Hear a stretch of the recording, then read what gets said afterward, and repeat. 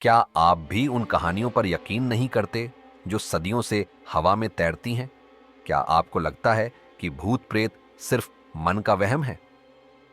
तो तैयार हो जाइए, क्योंकि आज रात हम आपको एक ऐसी दास्तान सुनाने जा रहे हैं जो आपके रोंगटे खड़े कर देगी और शायद आपकी नींद भी छीन लेगी। यह सिर्फ एक कहानी नहीं, ये एक चेतावनी है। यह चैनल रूहानी राज केवल मनोरंजन के लिए है। हम किसी भी अंधविश्वास को बढ़ावा नहीं देते, न ही किसी को डराना हमारा मकसद है। लेकिन जो कहानी आप सुनने वाले हैं वो सिर्फ कहानी नहीं लगती। यह उन अनसुनी सच्चाइयों में से एक है जो रात के अंधेरे में दबी रहती हैं। कभी कभी रातें खुद अपने रहस्य सुनाती हैं।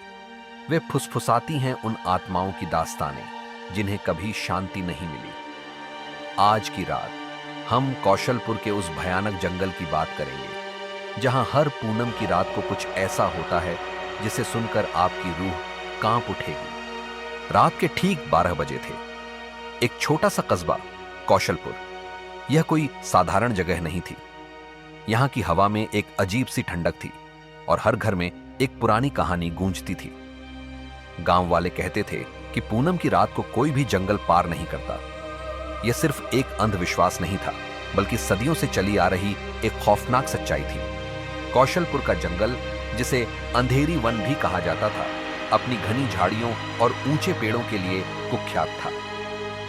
दिन में भी सूरज की रोशनी मुश्किल से जमीन तक पहुंच पाती थी और रात में तो यह एक काली चादर ओढ़ लेता था।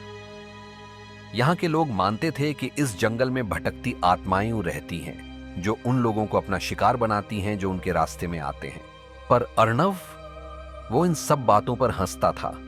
शहर से आया हुआ पढ़ा लिखा नौजवान, उसे लगता था कि ये सब गांव वालों के मनगढ़ंत किस्से हैं जो सिर्फ डर फैलाने के लिए बनाए गए हैं। अर्णव को अपनी बुद्धि और तर्क पर बहुत घमंड था। वह किसी भी बात को बिना सबूत के नहीं मानता था और यही उसका सबसे बड़ा दुश्मन साबित हुआ। उस दिन भी दफ्तर से घर लौटते वक्त उसने वही रास्ता चुना जो उस पुराने जंगल से होकर जाता था। यह रास्ता छोटा था और अर्णव को हमेशा जल्दी घर पहुंचने की धुन सवार रहती थी।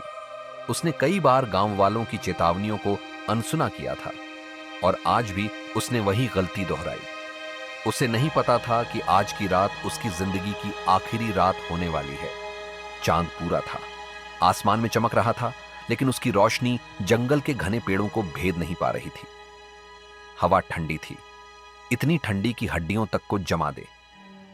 जंगल में सिर्फ उसके जूतों की आवाज गूंज रही थी, एक अजीब सी खामोशी को तोड़ती हुई। हर कदम के साथ अर्णव को एक अजीब सी बेचैनी महसूस हो रही थी, जिसे वह नजरअंदाज करने की कोशिश कर रहा था। पेड़ों की परछाइयां डरावनी आकृतियां बना रही थी, जैसे कोई अदृश्य शक्ति उसे देख रही हो। पत्तों की सरसराहट भी किसी फुसफुसाहट जैसी लग रही थी। अर्णव ने अपनी जेब से फोन निकाला। उसकी स्क्रीन की रोशनी में उसे थोड़ी राहत मिली। तभी फोन पर उसकी मां का कॉल आया। हेलो मां। अर्णव ने फोन उठाया। उसकी आवाज में थोड़ी घबराहट थी, जिसे वह छिपाने की कोशिश कर रहा था। बेटा, आज रात बाहर मत रहना। तुम जानो ना, आज पूनम है। मां की आवाज में चिंता और डर साफ झलक रहा था। उनकी आवाज में एक अजीब सी थरथराहट थी, जैसे उन्हें किसी अनहोनी का आभास हो गया हो। मां, बस 10 मिनट, फिर घर, अर्णव ने जल्दी से कहा। उसकी आवाज में झुंझलाहट थी। उसे मां की ये बातें हमेशा बेतुकी लगती थीं। उसने कॉल काट दिया, यह सोचे बिना कि शायद उसकी किस्मत ने नहीं सुना था। उसने अपनी मां की आखिरी चेतावनी को अनसुना कर दिया था और अब उसे इसकी कीमत चुकानी पड़ेगी। कुछ ही कदम चला था कि कहीं दूर से पायल की छन छन सुनाई दी। यह आवाज इतनी धीमी थी कि अर्णव को लगा कि यह उसका वहम है। उसने एक पल के लिए सोचा कि शायद कोई जानवर होगा या हवा से पत्तों की आवाज होगी, लेकिन यह आवाज किसी जानवर की नहीं थी। यह एक इंसानी आवाज थी जो किसी अदृश्य स्रोत से आ रही थी। वो रुका, इधर उधर देखा, कोई नहीं। जंगल में सन्नाटा पसरा हुआ था। सिर्फ हवा की सरसराहट और दूर से आती पायल की आवाज। शायद किसी औरत का घर होगा पास में, अर्णव ने खुद को समझाया, अपनी बढ़ती घबराहट को दबाने की कोशिश करते हुए। वह आगे बढ़ा, लेकिन उसके कदम अब पहले से ज्यादा भारी लग रहे थे। लेकिन पायल की आवाज अब और पास आ रही थी, पहले धीमी, फिर तेज और फिर अचानक बंद। यह खामोशी पायल की आवाज से भी ज्यादा डरावनी थी। अर्णव ठिठक गया, उसके माथे पर पसीना आ गया, दिल की धड़कन इतनी तेज हो गई थी कि उसे अपने कानों में साफ सुनाई दे रही थी। उसे लगा जैसे कोई अदृश्य शक्ति उसके चारों ओर घूम रही हो। कौन है वहां? अर्णव ने हिम्मत करके पूछा। उसकी आवाज कांप रही थी। आवाज गूंजी, पर जवाब सन्नाटा। यह सन्नाटा इतना गहरा था कि अर्णव को लगा जैसे वह किसी और दुनिया में आ गया हो। उसे लगा जैसे कोई उसे देख रहा है, उसकी हर हरकत पर नजर रख रहा है। उसकी सांसें तेज हो गईं और उसे लगा जैसे कोई ठंडी हवा उसके पीछे से गुजर गई हो। फिर अचानक पीछे से एक धीमी टूटी हुई आवाज आई। अर्णव। यह आवाज इतनी डरावनी थी कि अर्णव के शरीर में एक सिहरन दौड़ गई। यह आवाज किसी इंसान की नहीं थी, यह किसी आत्मा की आवाज थी जो सदियों से भटक रही थी। वह जम गया, शरीर जैसे पत्थर बन गया हो। उसे लगा जैसे उसके पैरों में जान ही नहीं बची हो। धीरे धीरे उसने गर्दन मोड़ी। उसकी आंखें डर से चौड़ी हो गईं और देखा एक औरत सफेद साड़ी में, जो अब मैली और फटी हुई लग रही थी। उसके बाल खुले हुए थे, उलझे हुए और बेतरतीब। उसके पैर उल्टे थे, जो जमीन पर घिसटते हुए आ रहे थे। उसके गले में टूटी हुई माला थी, जो किसी सूखे हुए फूलों या हड्डियों से बनी लग रही थी। उसकी आंखें दूध जैसी सफेद थीं, उनमें कोई पुतली नहीं थी, बस एक खालीपन था जो रूह तक को जमा दे, और होठों से खून रिसता हुआ था जो उसके चेहरे पर सूख चुका था। यह दृश्य इतना भयानक था कि अर्णव की चीख गले में ही अटक गई। उसे लगा जैसे वह किसी बुरे सपने में फंस गया हो, जिससे वह कभी बाहर नहीं निकल पाएगा। कौन कौन हो तुम? अर्णव ने हिम्मत करके पूछा। उसकी आवाज मुश्किल से निकल पा रही थी। तुम्हें याद नहीं? अर्णव।